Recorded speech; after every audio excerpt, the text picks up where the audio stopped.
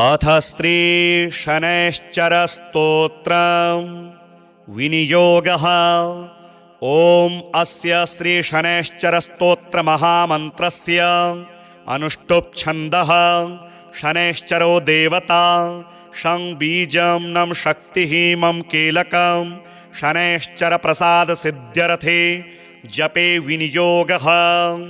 ध्यानम् चापासनो गृध्ररथस्तु नीलः प्रत्यङ्मुखः काश्यपगोत्रजातः सशोलचापेषु गदाधरो व्यात् सौराष्ट्रदेशप्रभवश्च सौरिः नीलाम्बरो नीलवपुः किरीटी गृध्रासनस्थो विकृताननश्च केयूरहारादिविभूषिताङ्गः सदास्तु मे मन्दगतिः प्रसन्नः। शनैश्चराय शान्ताय सर्वाभीष्टप्रदायिने नमः सर्वात्मने तुभ्यं नमो नीलाम्बराय च। द्वादशाष्टमजन्मानि द्वितीयान्ते सुराशिषु ये मे सङ्गता दोषाः सर्वे नश्यन्तु वै प्रभो।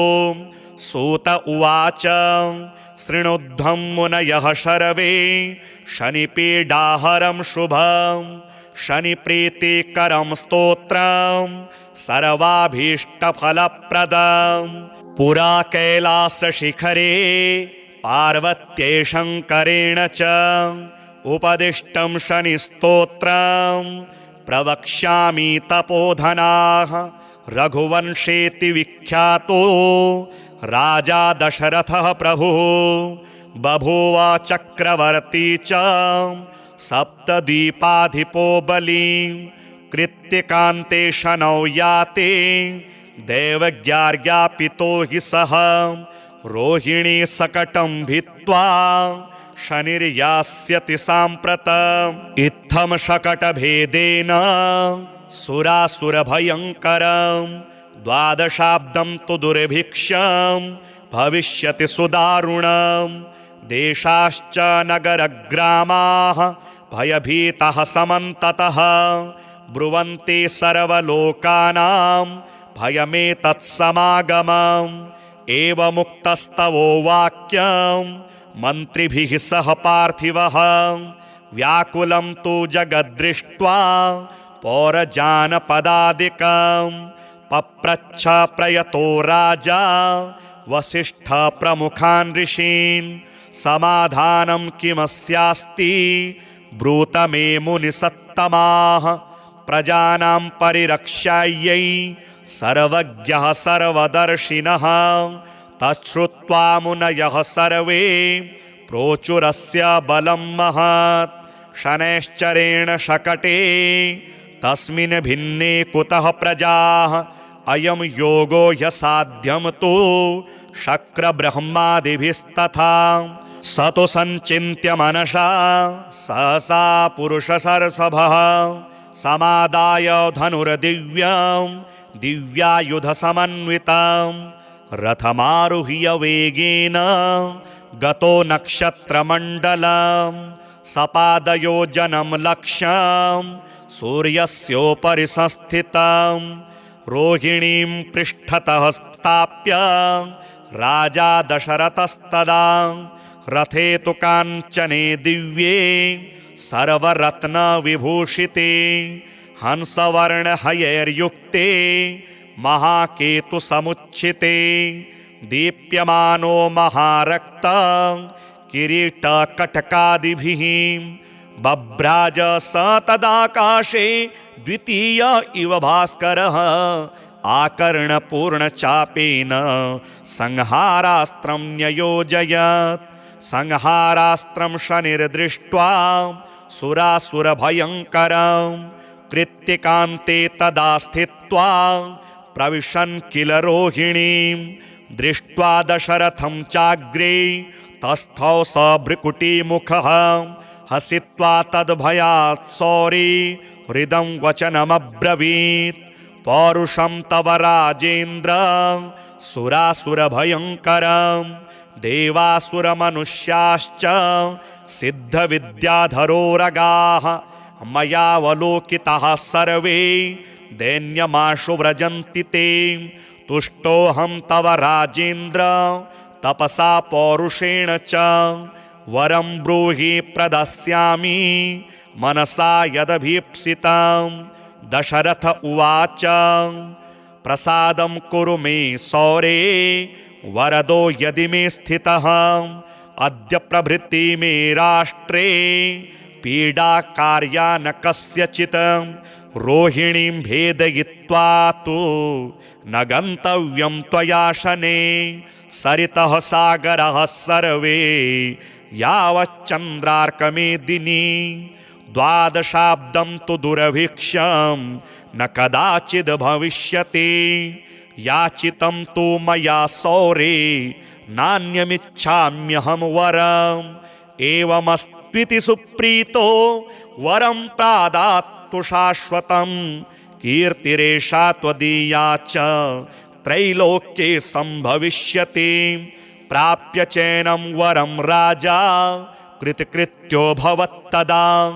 एवं वरं तु सम्प्राप्य हृष्टरोमा सपार्थिवः। रथोपस्थे धनुस्थाप्य भूत्वा चैव कृताञ्जलिः। ध्यात्वा सरस्वतीं देवीं गणनाथं विनायकम्। राजा दशरथः स्तोत्रं सौरेरिदमथाकरोत्।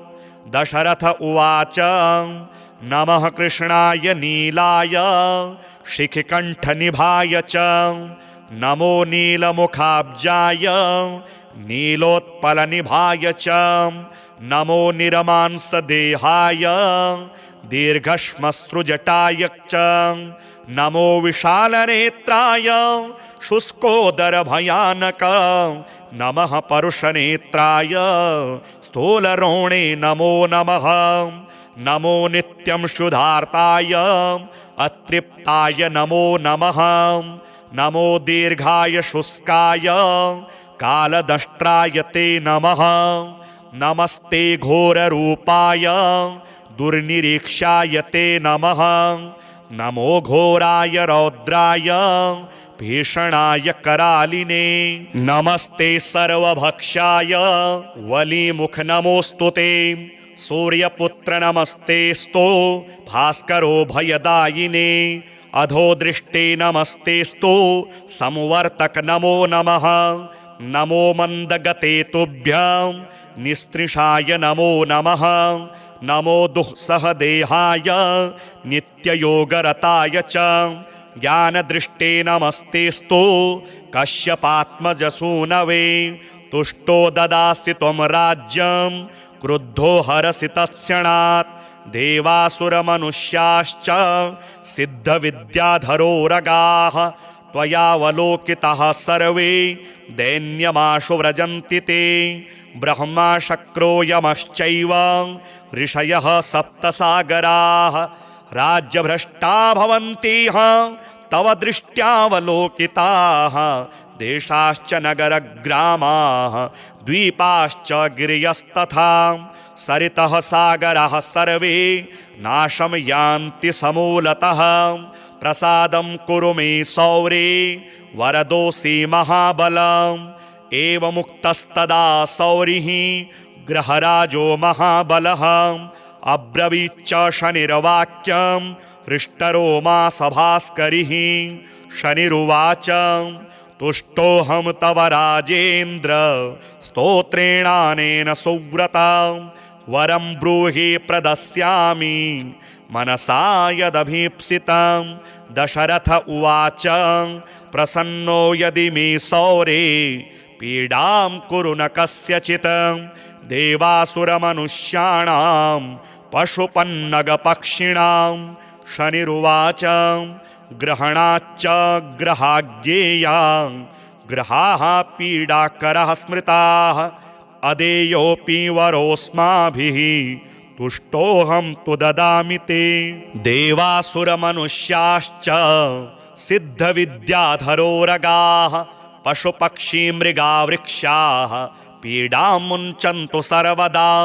त्वया प्रोक्तमिदं स्तोत्रं यः पठेदिह मानवः एककालं क्वचित्कालं पीडां मुञ्चामि तस्य वै मृत्युस्थानगतो वापि जन्मव्ययगतोऽपि वा पठति श्रद्धया युक्तः शुचिः स्नात्वा समाहितः शमीपत्रेः समभ्यर्च प्रतिमां लोहजां मम माशोदनं तिलेर्मिश्रं दद्याल्लोहं तु दक्षिणां कृष्णाङ्गां महिषीं वस्त्रं मामुद्दिश्य द्विजायते मद्दिने तु विशेषेण स्तोत्रेणानेन पूजयेत् पूजयित्वा जपेत् स्तोत्रं भुक्त्वा चैव कृताञ्जलिः तस्य पीडां न चैवाहं करिष्यामि कदाचन गोचरे जन्मलग्ने वा दशास्वन्तरदशासु च रक्ष्यामि सततं तस्य पीडास्वन्यग्रहस्य च अनेनैव प्रकारेण पीडामुक्तं जगद् भवेत् सूत उवाच वरद्वयं तु सम्प्राप्य राजा दशरथस्तदा मेने कृतार्थमात्मानं नमस्कृत्य शनैश्चरं शनिना चाभ्यनुज्ञातः स्वस्थानमगमत् नृपः स्वस्थानं च ततो गत्वा प्राप्तकामो भवत्तदा कोणः शनैश्चरो मन्दः छाया हृदयनन्दनः मार्ताण्डजस्तथा सौरिः पातङ्गिर्ग्रहनायकः ब्रह्मण्यः क्रूरकर्मा च नीलवस्त्रोञ्जनद्युतिः द्वादशैतानि नामानि यः पठेच्च दिने दिने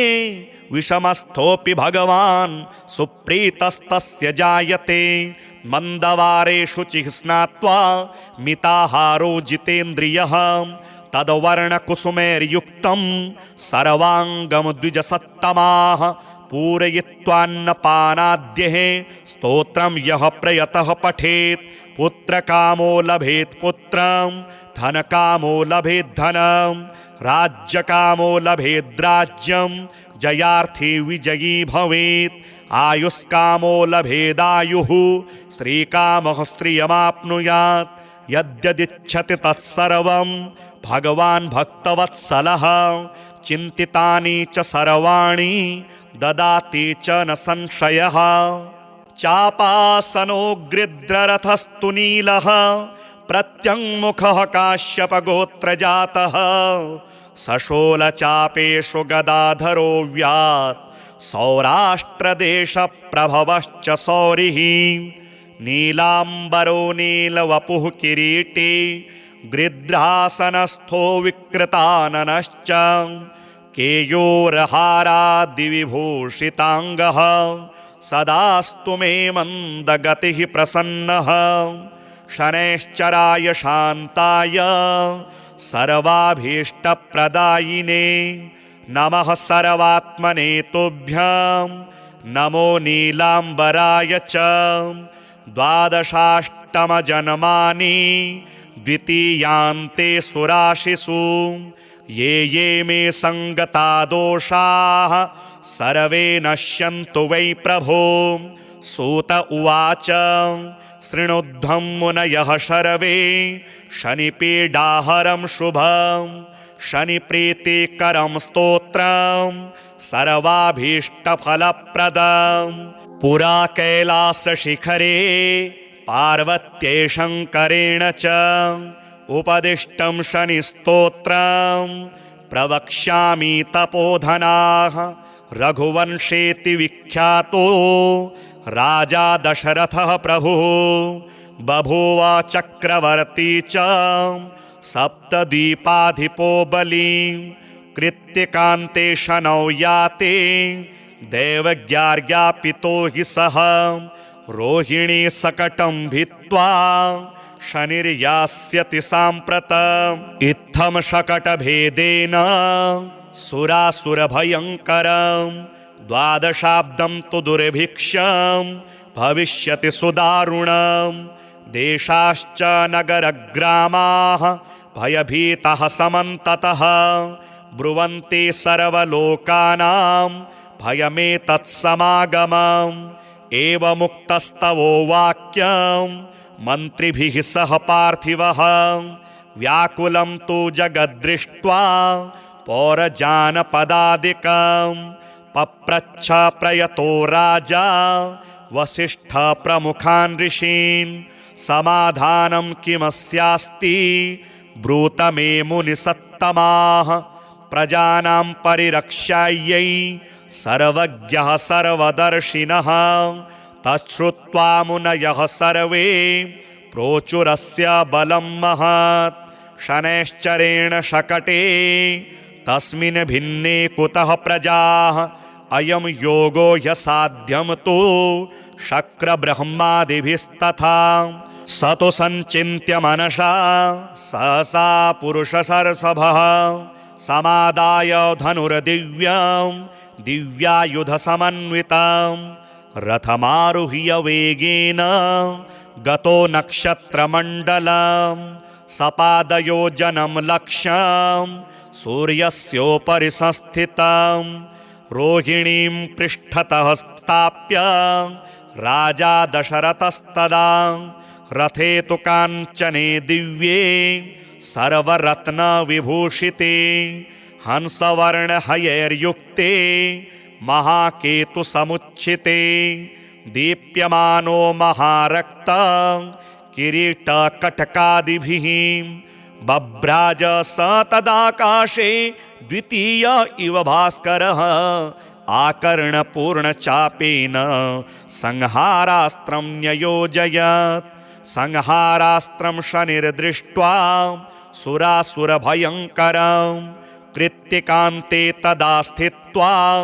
प्रविशन् किल रोहिणीं दृष्ट्वा दशरथं चाग्रे तस्थौ स भ्रुकुटीमुखः हसित्वा तद्भयात् सौरी हृदं वचनमब्रवीत् पौरुषं तव राजेन्द्र सुरासुरभयङ्करं देवासुरमनुष्याश्च सिद्धविद्याधरोरगाः मयावलोकिताः सर्वे दैन्यमाशु व्रजन्ति ते तुष्टोऽहं तव राजेन्द्र तपसा पौरुषेण च वरं ब्रूहि प्रदास्यामि मनसा यदभीप्सितं दशरथ उवाच प्रसादं कुरु मे सौरे वरदो यदि मे स्थितः अद्य प्रभृति मे राष्ट्रे पीडा कार्या न कस्यचित् रोहिणीं भेदयित्वा तु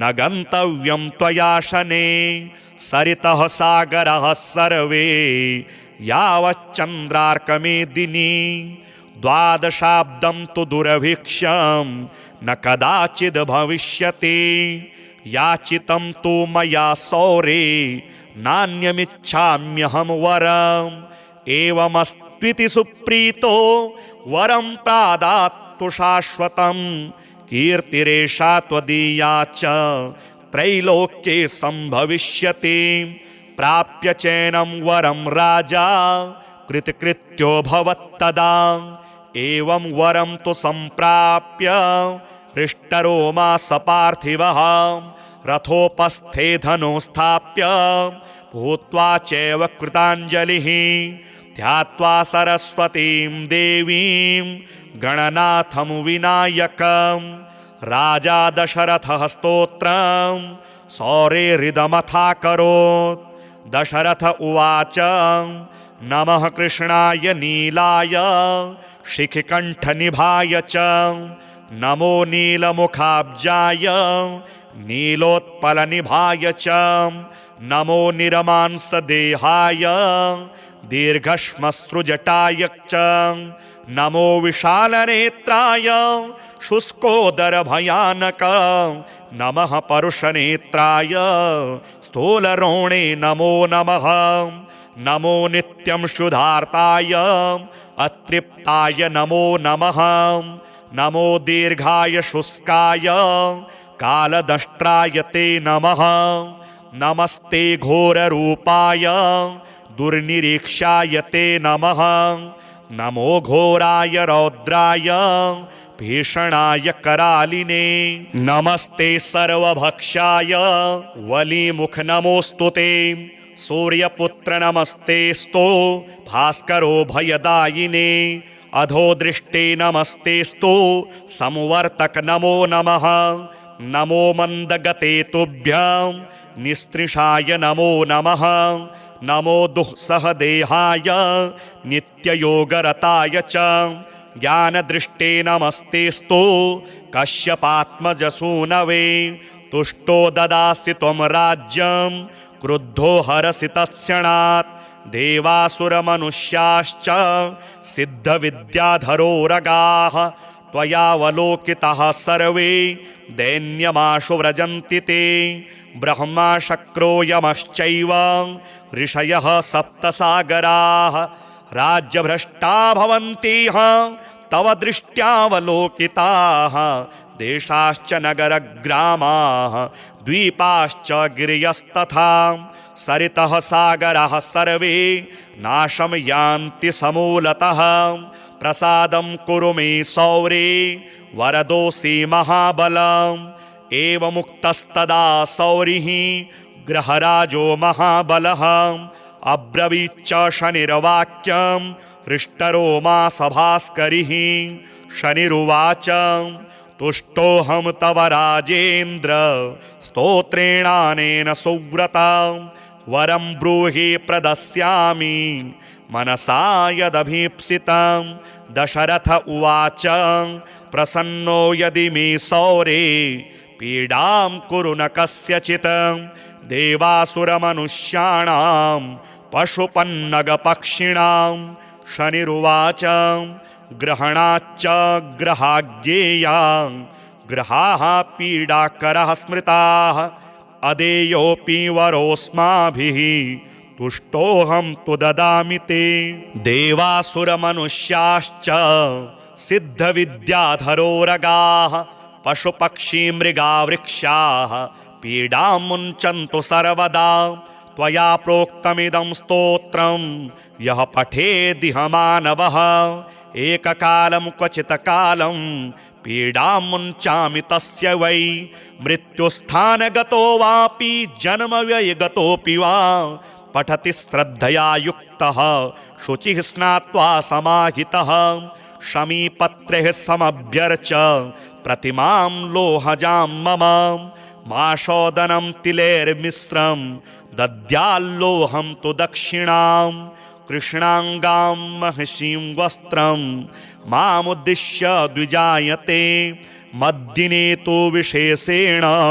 स्तोत्रेणानेन पूजयेत् पूजयित्वा जपेत् स्तोत्रं भुक्त्वा चैव कृताञ्जलिः तस्य पीडां न चैवाहं करिष्यामि कदाचन गोचरे जन्मलग्ने वा दशास्वन्तरदशासु च रक्ष्यामि सततं तस्य पीडास्वन्यग्रहस्य च अनेनैव प्रकारेण पीडामुक्तं जगद् भवेत् सूत उवाच वरद्वयं तु सम्प्राप्य राजा दशरथस्तदा मेने कृतार्थमात्मानं नमस्कृत्य शनैश्चरं शनिना चाभ्यनुज्ञातः स्वस्थानमगमत नृपः स्वस्थानं च ततो गत्वा प्राप्तकामो भवत्तदा कोणः शनैश्चरो मन्दः छाया हृदयनन्दनः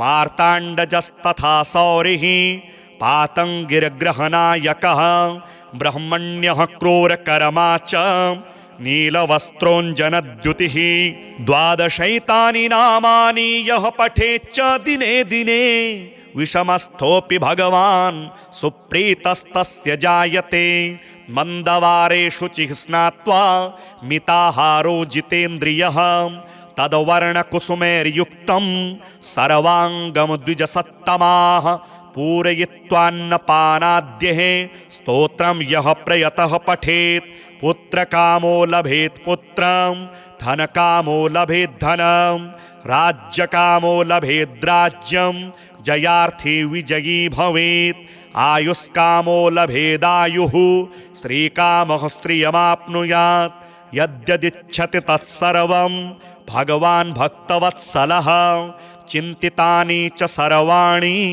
ददाति च न संशयः चापासनो गृध्ररथस्तु नीलः प्रत्यङ्मुखः काश्यपगोत्रजातः सशोलचापेषु गदाधरो व्यात् सौराष्ट्रदेशप्रभवश्च सौरिः नीलाम्बरो नीलवपुः किरीटी गृध्रासनस्थो विकृताननश्च केयूरहारादिविभूषिताङ्गः सदास्तु मे मन्दगतिः प्रसन्नः शनैश्चराय शान्ताय सर्वाभीष्टप्रदायिने नमः सर्वात्मने तुभ्यं नमो नीलाम्बराय च द्वादशाष्टमजन्मानि द्वितीयान्ते सुराशिषु ये ये मे सङ्गता दोषाः सर्वे नश्यन्तु वै प्रभो सूत उवाच शृणुध्वं मुनयः सर्वे शनिपीडाहरं शुभं शनिप्रीतिकरं स्तोत्रं सर्वाभीष्टफलप्रदं पुरा कैलासशिखरे पार्वत्यै शङ्करेण च उपदिष्टं शनिस्तोत्रं प्रवक्ष्यामि तपोधनाः रघुवंशेति विख्यातो राजा दशरथः प्रभुः बभूव चक्रवर्ती च सप्तद्वीपाधिपो बलिं कृत्तिकान्ते शनौ याते दैवज्ञार्ज्ञापितो हि सः रोहिणी सकटं भित्त्वा शनिर्यास्यति साम्प्रतम् इत्थं शकटभेदेन सुरासुरभयङ्करं द्वादशाब्दं तु दुर्भिक्षं भविष्यति सुदारुणं देशाश्च नगरग्रामाः भयभीतः समन्ततः ब्रुवन्ति सर्वलोकानां भयमेतत्समागमम् एवमुक्तस्तवो वाक्यं मन्त्रिभिः सह पार्थिवः व्याकुलं तु जगद्दृष्ट्वा पौरजानपदादिकं पप्रच्छ प्रयतो राजा वसिष्ठ प्रमुखान् ऋषीन् समाधानं किमस्यास्ति ब्रूत मे मुनिसत्तमाः प्रजानां परिरक्षायै सर्वज्ञः सर्वदर्शिनः तच्छ्रुत्वा मुनयः सर्वे प्रोचुरस्य बलं महत् शनैश्चरेण शकटे तस्मिन् भिन्ने कुतः प्रजाः अयं योगो ह्यसाध्यं तु शक्रब्रह्मादिभिस्तथा स तु सञ्चिन्त्य मनसा सहसा पुरुषसर्षभः समादाय धनुर्दिव्यं दिव्यायुधसमन्वितं रथमारुह्य वेगेन गतो नक्षत्रमण्डलं सपादयोजनं लक्ष्यं सूर्यस्योपरि संस्थितं रोहिणीं पृष्ठतः स्थाप्य राजा दशरथस्तदा रथे तु काञ्चने दिव्ये सर्वरत्नविभूषिते हंसवर्णहयैर्युक्ते महाकेतुसमुच्छिते दीप्यमानो महारक्त किरीटकटकादिभिः बभ्राज स तदाकाशे द्वितीय इव भास्करः आकर्णपूर्णचापेन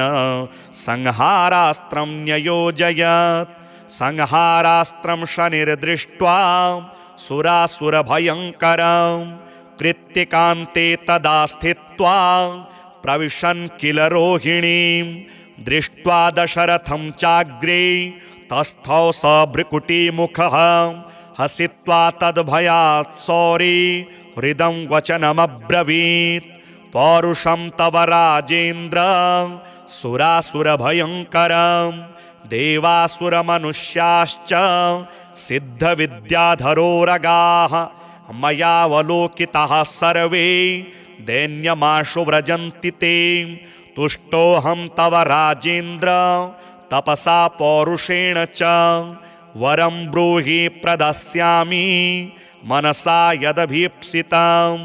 दशरथ उवाच प्रसादं कुरु मे सौरे वरदो यदि मे स्थितः। अद्य प्रभृति मे राष्ट्रे पीडा कार्या न कस्यचित्। रोहिणीं भेदयित्वा तु न गन्तव्यं त्वया शनैः। सरितः सागरः सर्वे यावच्चन्द्रार्कमेदिनी। द्वादशाब्दं तु दुर्भिक्षं न कदाचिद् भविष्यति। याचितं तु मया सौरे नान्यमिच्छाम्यहं वरम्। एवमस्त्विति सुप्रीतो वरं प्रादात्तु शाश्वतं। कीर्तिरेषा त्वदीया च त्रैलोक्ये संभविष्यति। प्राप्य चैनं वरं राजा कृतकृत्यो भवत्तदा। एवं वरं तु सम्प्राप्य हृष्टरोमा सपार्थिवः। रथोपस्थे धनुस्थाप्य भूत्वा चैव कृताञ्जलिः। ध्यात्वा सरस्वतीं देवीं गणनाथं विनायकं। राजा दशरथः स्तोत्रं सौरेरिदमथाकरोत्। दशरथ उवाच नमः कृष्णाय नीलाय शिखिकण्ठनिभाय च। नमो नीलमुखाब्जाय नीलोत्पलनिभाय च। नमो निरमांसदेहाय दीर्घश्मश्रुजटाय च। नमो विशालनेत्राय शुष्कोदरभयानक। नमः परुषनेत्राय स्थूलरोणे नमो नमः। नमो नित्यं शुद्धार्ताय अतृप्ताय नमो नमः। नमो दीर्घाय शुष्काय कालदष्ट्राय ते नमः। नमस्ते घोररूपाय दुर्निरीक्षाय ते नमः। नमो घोराय रौद्राय भीषणाय करालिने। नमस्ते सर्वभक्षाय वलीमुख नमोऽस्तु ते। सूर्यपुत्र नमस्तेस्तु भास्करो भयदायिने। अधोदृष्टे नमस्तेस्तु संवर्तक नमो नमः। नमो मन्दगते तुभ्यं निस्त्रिषाय नमो नमः।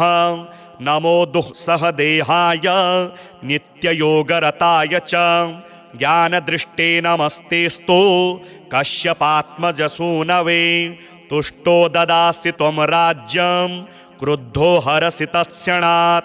देवासुरमनुष्याश्च सिद्धविद्याधरोरगाः त्वयावलोकिताः सर्वे दैन्यमाशु व्रजन्ति ते। ब्रह्मा शक्रो यमश्चैव ऋषयः सप्तसागराः राज्यभ्रष्टा भवन्तीह तव दृष्ट्यावलोकिताः। देशाश्च नगरग्रामाः द्वीपाश्च गिरयस्तथा। सरितः सागराः सर्वे नाशं यान्ति समूलतः। प्रसादं कुरु मे सौरे वरदोऽसि महाबलम्। एवमुक्तस्तदा सौरिः ग्रहराजो महाबलः। अब्रवीच्च शनिर्वाक्यं हृष्टरोमा सभास्करिः। शनिरुवाच तुष्टोऽहं तव राजेन्द्र स्तोत्रेणानेन सुव्रता। वरं ब्रूहि प्रदास्यामि मनसा यदभीप्सितं। दशरथ उवाच प्रसन्नो यदि मे सौरे पीडां कुरु न कस्यचित्। देवासुरमनुष्याणां पशुपन्नगपक्षिणां। शनिरुवाच ग्रहणाच्च ग्रहाज्ञेया ग्रहाः पीडाकरः स्मृताः। अदेयोऽपि वरोऽस्माभिः तुष्टोऽहं तु ददामि ते। देवासुरमनुष्याश्च सिद्धविद्याधरोरगाः पशुपक्षी मृगावृक्षाः पीडां मुञ्चन्तु सर्वदा। त्वया प्रोक्तमिदं स्तोत्रं यः पठेदिह मानवः। एककालं क्वचित् कालं पीडां मुञ्चामि तस्य वै। मृत्युस्थानगतो वापि जन्मव्ययगतोऽपि वा पठति श्रद्धया युक्तः शुचिः स्नात्वा समाहितः शमीपत्रेः समभ्यर्च प्रतिमां लोहजां मम माशोदनं तिलेर्मिश्रं दद्याल्लोहं तु दक्षिणां कृष्णाङ्गां महिषीं वस्त्रं मामुद्दिश्य द्विजायते मद्दिने तु विशेषेण स्तोत्रेणानेन पूजयेत् पूजयित्वा जपेत् स्तोत्रं भुक्त्वा चैव कृताञ्जलिः तस्य पीडां न चैवाहं करिष्यामि कदाचन गोचरे जन्मलग्ने वा दशास्वन्तरदशासु च रक्ष्यामि सततं तस्य पीडास्वन्यग्रहस्य च अनेनैव प्रकारेण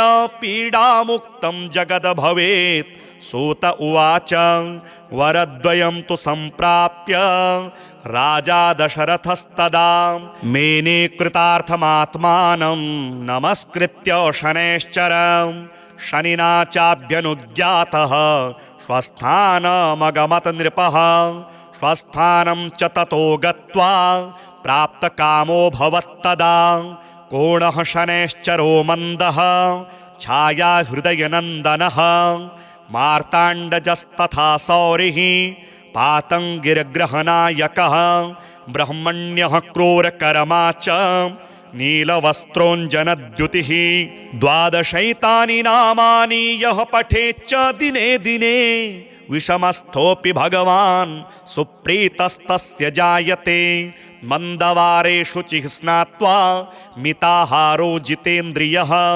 तद्वर्णकुसुमैर्युक्तं सर्वाङ्गं द्विजसत्तमाः पूरयित्वान्नपानाद्यः स्तोत्रं यः प्रयतः पठेत् पुत्रकामो लभेत् पुत्रं धनकामो लभेत् धनं राज्यकामो लभेत् राज्यं जयार्थी विजयी भवेत् आयुष्कामो लभेदायुः श्रीकामः श्रियमाप्नुयात् यद्यदिच्छति तत्सर्वं भगवान् भक्तवत्सलः चिन्तितानि च सर्वाणि ददाति च न संशयः चापासनो गृध्ररथस्तु नीलः प्रत्यङ्मुखः काश्यपगोत्रजातः सशोलचापेषु गदाधरो व्यात् सौराष्ट्रदेशप्रभवश्च सौरिः नीलाम्बरो नीलवपुः किरीटी गृध्रासनस्थो विकृताननश्च केयोरहारादिविभूषिताङ्गः सदास्तु मे मन्दगतिः प्रसन्नः शनैश्चराय शान्ताय सर्वाभीष्टप्रदायिने नमः सर्वात्मने तुभ्यं नमो नीलाम्बराय च द्वादशाष्टमजन्मानि द्वितीयान्ते सुराशिषु ये ये मे सङ्गता दोषाः सर्वे नश्यन्तु वै प्रभो सूत उवाच शृणुध्वं मुनयः शर्वे शनिपीडाहरं शुभं शनिप्रीतिकरं स्तोत्रं सर्वाभीष्टफलप्रदं पुरा कैलासशिखरे पार्वत्यै शङ्करेण च उपदिष्टं शनिस्तोत्रं प्रवक्ष्यामि तपोधनाः रघुवंशेति विख्यातो राजा दशरथः प्रभुः बभूव चक्रवर्ती च सप्तद्वीपाधिपो बली कृत्तिकान्ते शनौ याते दैवज्ञार्ज्ञापितो हि सः रोहिणी सकटं भित्त्वा शनिर्यास्यति साम्प्रतम् इत्थं शकटभेदेन सुरासुरभयङ्करं द्वादशाब्दं तु दुर्भिक्षं भविष्यति सुदारुणं देशाश्च नगरग्रामाः भयभीतः समन्ततः ब्रुवन्ति सर्वलोकानां भयमेतत्समागमम् एवमुक्तस्तवो वाक्यं मन्त्रिभिः सह पार्थिवः व्याकुलं तु जगद्दृष्ट्वा पौरजानपदादिकं पप्रच्छ प्रयतो राजा वसिष्ठ प्रमुखान् ऋषीन् समाधानं किमस्यास्ति ब्रूत मे मुनिसत्तमाः प्रजानां परिरक्षायै सर्वज्ञः सर्वदर्शिनः तच्छ्रुत्वा मुनयः सर्वे प्रोचुरस्य बलं महत् शनैश्चरेण शकटे तस्मिन् भिन्ने कुतः प्रजाः अयं योगो यसाध्यं तु शक्रब्रह्मादिभिस्तथा स तु सञ्चिन्त्य मनसा सहसा पुरुषसर्षभः समादाय धनुर्दिव्यां दिव्यायुधसमन्वितां रथमारुह्य वेगेन गतो नक्षत्रमण्डलं सपादयोजनं लक्ष्यं सूर्यस्योपरि संस्थितं रोहिणीं पृष्ठतः स्थाप्य राजा दशरथस्तदा रथे तु काञ्चने दिव्ये सर्वरत्नविभूषिते हंसवर्णहयैर्युक्ते महाकेतुसमुच्छिते दीप्यमानो महारक्त किरीटकटकादिभिः बभ्राज स तदाकाशे द्वितीय इव भास्करः आकर्णपूर्णचापेन संहारास्त्रं न्ययोजयत् संहारास्त्रं शनिर्दृष्ट्वा सुरासुरभयङ्करं कृत्तिकान्ते तदा स्थित्वा प्रविशन् किल रोहिणीं दृष्ट्वा दशरथं चाग्रे तस्थौ स भ्रुकुटीमुखः हसित्वा तद्भयात् सौरी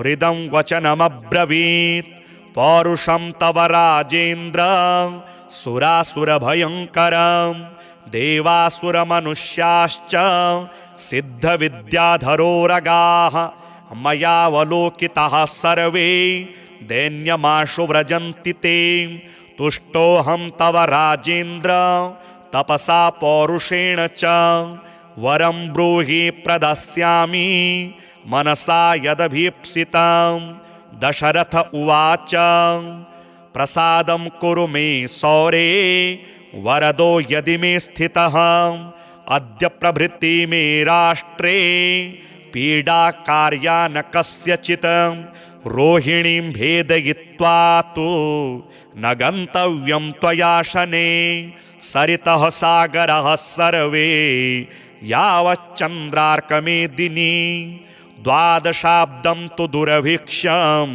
न कदाचिद् भविष्यति याचितं तु मया सौरे नान्यमिच्छाम्यहं वरम् एवमस्त्विति सुप्रीतो वरं प्रादात्तु शाश्वतं कीर्तिरेषा त्वदीया च त्रैलोक्ये सम्भविष्यति प्राप्य चैनं वरं राजा कृतकृत्यो भवत्तदा एवं वरं तु सम्प्राप्य हृष्टरोमा सपार्थिवः रथोपस्थे धनुं स्थाप्य भूत्वा चैव कृताञ्जलिः ध्यात्वा सरस्वतीं देवीं गणनाथं विनायकं राजा दशरथः स्तोत्रं सौरेरिदमथाकरोत् दशरथ उवाच नमः कृष्णाय नीलाय शिखिकण्ठनिभाय च नमो नीलमुखाब्जाय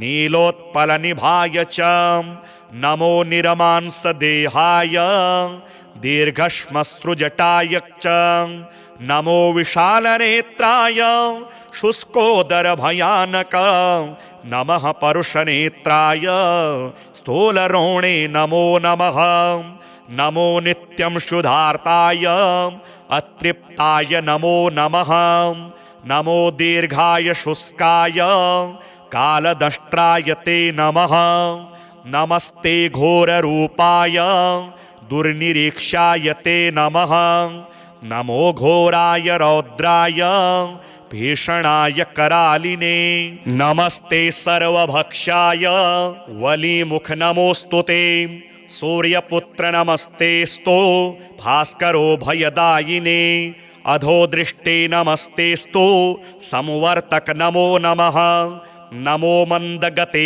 तुभ्यं निस्त्रिषाय नमो नमः नमो दुःसहदेहाय नित्ययोगरताय च ज्ञानदृष्टे नमस्तेस्तु कश्यपात्मजसूनवे तुष्टो ददासि त्वं राज्यं क्रुद्धो हरसि तत्क्षणात् देवासुरमनुष्याश्च सिद्धविद्याधरोरगाः त्वयावलोकिताः सर्वे दैन्यमाशु व्रजन्ति ते ब्रह्मा शक्रो यमश्चैव ऋषयः सप्तसागराः राज्यभ्रष्टा भवन्ति तव दृष्ट्यावलोकिताः देशाश्च नगरग्रामाः द्वीपाश्च गिरयस्तथा सरितः सागराः सर्वे नाशं यान्ति समूलतः प्रसादं कुरु मे सौरे वरदोऽसि महाबलम् एवमुक्तस्तदा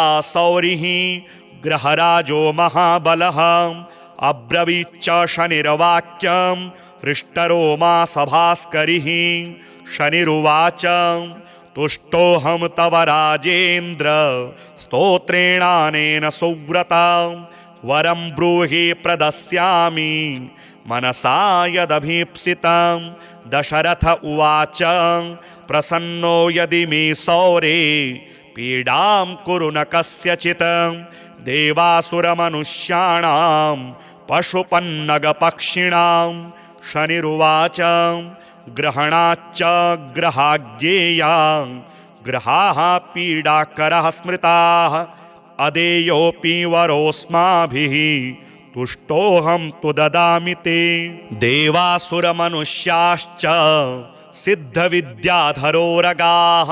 पशुपक्षीमृगा वृक्षाः पीडां मुञ्चन्तु सर्वदा त्वया प्रोक्तमिदं स्तोत्रं यः पठेदिह मानवः एककालं क्वचित् कालं पीडां मुञ्चामि तस्य वै मृत्युस्थानगतो वापि जन्मव्ययगतोऽपि वा पठति श्रद्धया युक्तः शुचिः स्नात्वा समाहितः शमीपत्रैः समभ्यर्च्य प्रतिमां लोहजां मम माशोदनं तिलैर्मिश्रं दद्याल्लोहं तु दक्षिणां कृष्णाङ्गां महिषीं वस्त्रं मामुद्दिश्य द्विजायते मद्दिने तु विशेषेण स्तोत्रेणानेन पूजयेत् पूजयित्वा जपेत् स्तोत्रं भुक्त्वा चैव कृताञ्जलिः तस्य पीडां न चैवाहं करिष्यामि कदाचन गोचरे जन्मलग्ने वा दशास्वन्तरदशासु च रक्ष्यामि सततं तस्य पीडास्वन्यग्रहस्य च अनेनैव प्रकारेण पीडामुक्तं जगद् भवेत् सूत उवाच वरद्वयं तु सम्प्राप्य राजा दशरथस्तदा मेने कृतार्थमात्मानं नमस्कृत्य शनैश्चरं शनिना चाभ्यनुज्ञातः स्वस्थानमगमत नृपः स्वस्थानं च ततो गत्वा प्राप्तकामो भवत्तदा कोणः शनैश्चरो मन्दः छाया हृदयनन्दनः मार्ताण्डजस्तथा सौरिः पातङ्गिर्ग्रहनायकः ब्रह्मण्यः क्रूरकर्मा च नीलवस्त्रोञ्जनद्युतिः द्वादशैतानि नामानि यः पठेच्च दिने दिने विषमस्थोऽपि भगवान् सुप्रीतस्तस्य जायते मन्दवारे शुचिः स्नात्वा मिताहारो जितेन्द्रियः तद्वर्णकुसुमैर्युक्तं सर्वाङ्गं द्विजसत्तमाः पूरयित्वान्नपानाद्यः स्तोत्रं यः प्रयतः पठेत् पुत्रकामो लभेत् पुत्रं धनकामो लभेत् धनं राज्यकामो लभेत् राज्यं जयार्थी विजयी भवेत् आयुष्कामो लभेदायुः श्रीकामः श्रियमाप्नुयात् यद्यदिच्छति तत्सर्वं भगवान् भक्तवत्सलः चिन्तितानि च सर्वाणि ददाति च न संशयः चापासनो गृध्ररथस्तु नीलः प्रत्यङ्मुखः काश्यपगोत्रजातः सशोलचापेषु गदाधरो व्यात् सौराष्ट्रदेशप्रभवश्च सौरिः नीलाम्बरो नीलवपुः किरीटी गृध्रासनस्थो विकृताननश्च केयूरहारादिविभूषिताङ्गः सदास्तु मे मन्दगतिः प्रसन्नः शनैश्चराय शान्ताय सर्वाभीष्टप्रदायिने नमः सर्वात्मने तुभ्यं नमो नीलाम्बराय च द्वादशाष्टमजन्मानि द्वितीयान्ते सुराशिषु ये ये मे सङ्गता दोषाः सर्वे नश्यन्तु वै प्रभो। सूत उवाच शृणुध्वं मुनयः सर्वे शनिपीडाहरं शुभं शनिप्रीतिकरं स्तोत्रं सर्वाभीष्टफलप्रदं पुरा कैलासशिखरे पार्वत्यै शङ्करेण च उपदिष्टं शनिस्तोत्रं प्रवक्ष्यामि तपोधनाः रघुवंशेति विख्यातो राजा दशरथः प्रभुः बभूव चक्रवर्ती च सप्तद्वीपाधिपो बली कृत्तिकान्ते शनौ याते दैवज्ञार्ज्ञापितो हि सः रोहिणी सकटं भित्त्वा शनिर्यास्यति साम्प्रतम् इत्थं शकटभेदेन सुरासुरभयङ्करं द्वादशाब्दं तु दुर्भिक्षं भविष्यति सुदारुणं देशाश्च नगरग्रामाः भयभीताः समन्ततः ब्रुवन्ति सर्वलोकानां भयमेतत्समागमम् एवमुक्तस्तवो वाक्यं मन्त्रिभिः सह पार्थिवः व्याकुलं तु जगद्दृष्ट्वा पौरजानपदादिकं पप्रच्छ प्रयतो राजा वसिष्ठप्रमुखान् ऋषीन् समाधानं किमस्यास्ति ब्रूत मे मुनिसत्तमाः प्रजानां परिरक्षायै सर्वज्ञः सर्वदर्शिनः तच्छ्रुत्वा मुनयः सर्वे प्रोचुरस्य बलं महत् शनैश्चरेण शकटे तस्मिन् भिन्ने कुतः प्रजाः अयं योगो ह्यसाध्यं तु शक्रब्रह्मादिभिस्तथा स तु सञ्चिन्त्य मनसा सहसा पुरुषसर्षभः समादाय धनुर्दिव्यं दिव्यायुधसमन्वितं रथमारुह्य वेगेन गतो नक्षत्रमण्डलं सपादयोजनं लक्ष्यं सूर्यस्योपरि संस्थितं रोहिणीं पृष्ठतः स्थाप्य राजा दशरथस्तदा रथे तु काञ्चने दिव्ये सर्वरत्नविभूषिते हंसवर्णहयैर्युक्ते महाकेतुसमुच्छिते दीप्यमानो महारक्तं किरीटकटकादिभिः बभ्राज स तदाकाशे द्वितीय इव भास्करः आकर्णपूर्णचापेन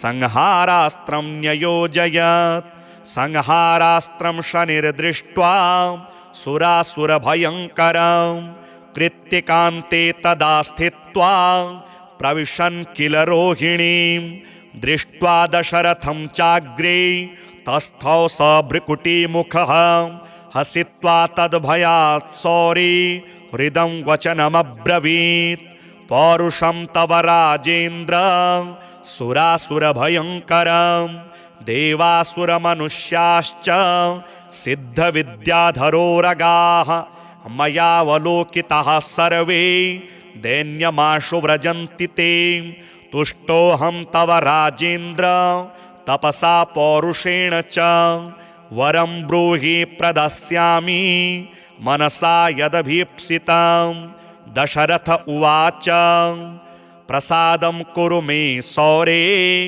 वरदो यदि मे स्थितः अद्य प्रभृति मे राष्ट्रे पीडा कार्या न कस्यचित् रोहिणीं भेदयित्वा तु न गन्तव्यं त्वया शनैः सरितः सागरः सर्वे यावच्चन्द्रार्कमेदिनी द्वादशाब्दं तु दुर्भिक्षं न कदाचिद् भविष्यति याचितं तु मया सौरे नान्यमिच्छाम्यहं वरम् एवमस्त्विति सुप्रीतो वरं प्रादात्तु शाश्वतं कीर्तिरेषा त्वदीया च त्रैलोक्ये संभविष्यति प्राप्य चैनं वरं राजा कृतकृत्यो भवत्तदा एवं वरं तु संप्राप्य हृष्टरोमा सपार्थिवः रथोपस्थे धनुस्थाप्य भूत्वा चैव कृताञ्जलिः ध्यात्वा सरस्वतीं देवीं गणनाथं विनायकं राजा दशरथः स्तोत्रं सौरेरिदमथाकरोत् दशरथ उवाच नमः कृष्णाय नीलाय शिखिकण्ठनिभाय च नमो नीलमुखाब्जाय नीलोत्पलनिभाय च नमो निरमांसदेहाय दीर्घश्मश्रुजटाय च नमो विशालनेत्राय शुष्कोदरभयानक नमः परुषनेत्राय स्थूलरोणे नमो नमः नमो नित्यं शुद्धार्ताय अतृप्ताय नमो नमः नमो दीर्घाय शुष्काय कालदष्ट्राय ते नमः नमस्ते घोररूपाय दुर्निरीक्षाय ते नमः नमो घोराय रौद्राय भीषणाय करालिने नमस्ते सर्वभक्षाय वलीमुख नमोऽस्तु ते सूर्यपुत्र नमस्तेस्तु भास्करो भयदायिने अधोदृष्टे नमस्तेस्तु संवर्तक नमो नमः नमो मन्दगते तुभ्यं निस्त्रिषाय नमो नमः नमो दुःसहदेहाय नित्ययोगरताय च ज्ञानदृष्टे नमस्तेस्तु कश्यपात्मजसूनवे तुष्टो ददासि त्वं राज्यं क्रुद्धो हरसि तत्क्षणात् देवासुरमनुष्याश्च सिद्धविद्याधरोरगाः त्वयावलोकिताः सर्वे दैन्यमाशु व्रजन्ति ते ब्रह्मा शक्रो यमश्चैव ऋषयः सप्तसागराः राज्यभ्रष्टा भवन्तिह तव दृष्ट्यावलोकिताः देशाश्च नगरग्रामाः द्वीपाश्च गिरयस्तथा सरितः सागराः सर्वे नाशं यान्ति समूलतः प्रसादं कुरु मे सौरे वरदोऽसि महाबलम् एवमुक्तस्तदा सौरिः ग्रहराजो महाबलः अब्रवीच्च शनिर्वाक्यं हृष्टरोमा सभास्करिः शनिरुवाच तुष्टोऽहं तव राजेन्द्र स्तोत्रेणानेन सुव्रता वरं ब्रूहि प्रदस्यामि मनसा यदभीप्सितं दशरथ उवाच प्रसन्नो यदि मे सौरे पीडां कुरु न कस्यचित् देवासुरमनुष्याणां पशुपन्नगपक्षिणां शनिरुवाच ग्रहणाच्च ग्रहाज्ञेया ग्रहाः पीडाकरः स्मृताः अदेयोऽपि वरोऽस्माभिः तुष्टोऽहं तु ददामि ते देवासुरमनुष्याश्च सिद्धविद्याधरोरगाः पशुपक्षी मृगावृक्षाः पीडां मुञ्चन्तु सर्वदा त्वया प्रोक्तमिदं स्तोत्रं यः पठेदिह मानवः एककालं क्वचित् कालं पीडां मुञ्चामि तस्य वै मृत्युस्थानगतो वापि जन्मव्ययगतोऽपि वा पठति श्रद्धया युक्तः शुचिः स्नात्वा समाहितः शमीपत्रैः समभ्यर्च प्रतिमां लोहजां मम माशोदनं तिलैर्मिश्रं दद्याल्लोऽहं तु दक्षिणां कृष्णाङ्गां महर्षिं वस्त्रं मामुद्दिश्य द्विजायते मद्दिने तु विशेषेण स्तोत्रेणानेन पूजयेत् पूजयित्वा जपेत स्तोत्रं भुक्त्वा चैव कृताञ्जलिः तस्य पीडां न चैवाहं करिष्यामि कदाचन गोचरे जन्मलग्ने वा दशास्वन्तरदशासु च रक्ष्यामि सततं तस्य पीडास्वन्यग्रहस्य च अनेनैव प्रकारेण पीडामुक्तं जगद् भवेत् सूत उवाच वरद्वयं तु सम्प्राप्य राजा दशरथस्तदा मेने कृतार्थमात्मानं नमस्कृत्य शनैश्चरं शनिना चाभ्यनुज्ञातः स्वस्थानमगमत नृपः स्वस्थानं च ततो गत्वा प्राप्तकामो भवत्तदा कोणः शनैश्चरो मन्दः छाया हृदयनन्दनः मार्ताण्डजस्तथा सौरिः पातङ्गिरग्रहनायकः ब्रह्मण्यः क्रूरकर्मा च नीलवस्त्रोञ्जनद्युतिः द्वादशैतानि नामानि यः पठेच्च दिने दिने विषमस्थोऽपि भगवान् सुप्रीतस्तस्य जायते मन्दवारे शुचिः स्नात्वा मिताहारो जितेन्द्रियः तद्वर्णकुसुमैर्युक्तं सर्वाङ्गं द्विजसत्तमाः पूरयित्वान्नपानाद्यः स्तोत्रं यः प्रयतः पठेत् पुत्रकामो लभेत् पुत्रं धनकामो लभेत् धनं राज्यकामो लभेत् राज्यं जयार्थी विजयी भवेत् आयुष्कामो लभेदायुः श्रीकामः श्रियमाप्नुयात् यद्यदिच्छति तत्सर्वं भगवान् भक्तवत्सलः चिन्तितानि च सर्वाणि ददाति च न संशयः।